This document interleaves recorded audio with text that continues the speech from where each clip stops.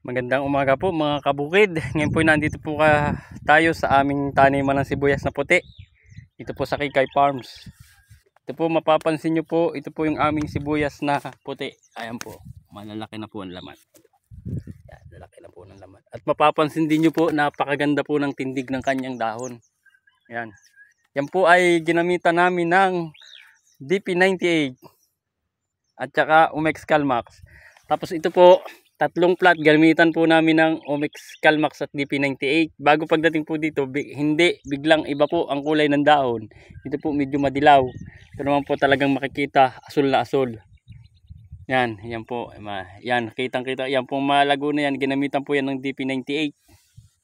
Yan, kitang-kita naman po kung gaano kalaki laman. Kumbaga po ito, magkaratig lang talaga sila. Ito, tsaka po ito, ay kitang-kita po yung diferensya ng hindi ginamitan ng DP98. Napakahusay po talaga ng DP98 sa ating pananim na sibuyas. At yung pong kanyang kakumbay na Omex Calmax, talagang may rekomenda ko po sa kapwa ko mga magsasaka at nagtatanim ng sibuyas.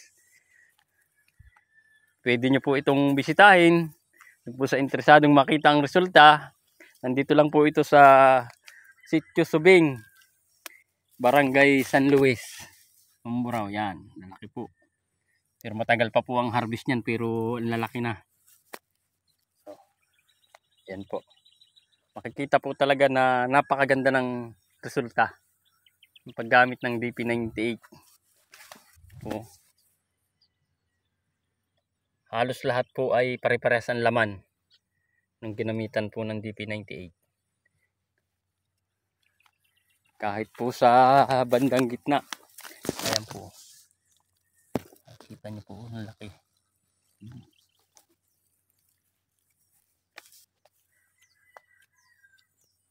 So doon po sa interesado at gusto makasubok, punta lang po kayo doon sa tindahan ni Kikay sa Sitio Balite. Magtanong po kayo doon. Yun lang po at mabuhay po ang mga magsasakang Pilipino.